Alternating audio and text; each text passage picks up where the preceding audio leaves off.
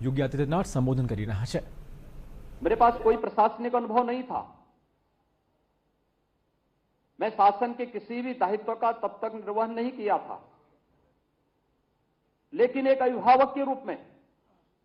आदरणीय प्रधानमंत्री जी ने,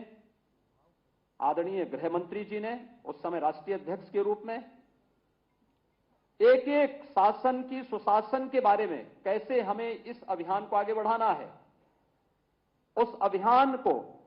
आगे बढ़ा करके पूरी प्रतिबद्धता के साथ उत्तर प्रदेश जैसे राज्य में सुरक्षा की कोई बात करे, कानून का राज हो इसकी बात करे, उत्तर प्रदेश के लोगों के लिए एक सपना था। लेकिन उस सपने को हकीकत में हम बदल पाए क्योंकि इन महापुरुषों का एक अभिभावकत्व जैसा संरक्षण हम सब के ऊपर था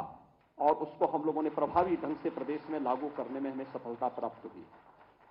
उसके परिणाम भी आए। उत्तर प्रदेश जैसे राज्य में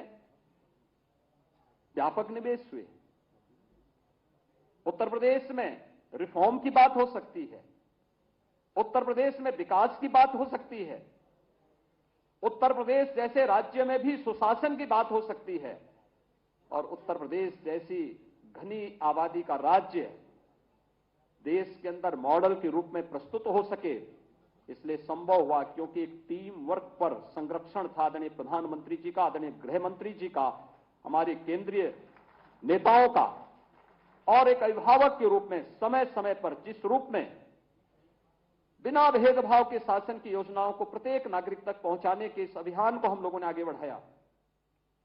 वो हम तभी संभव हो पाया। अन्यथा हम तो अनगढ़ लोग थे,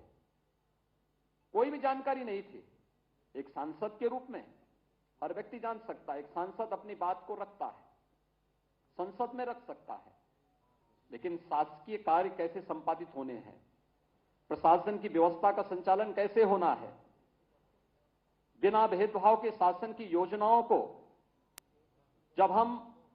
एक सांसद के रूप में रहते तो अपने संसदीय क्षेत्र तक सीमित रहते हैं, लेकिन जब एक उत्तर प्रदेश जैसे राज्य के मुख्यमंत्री के रूप में हमें कार्य करना हो तो उस समय अपनी भूमिका का निर्वहन किस रूप में करना है, यह एक बड़ी जिम्मेदारी होती है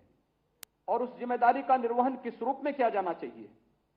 यह एक एक बात को समय समय पर जिस प्रभावी ढंग से लागू करने में हमें मदद मिली, आज उसका परिणाम है कि उत्तर प्रदेश कई क्षेत्रों में 2017 के पहले जिस उत्तर प्रदेश को केंद्रीय योजनाओं को लागू करने में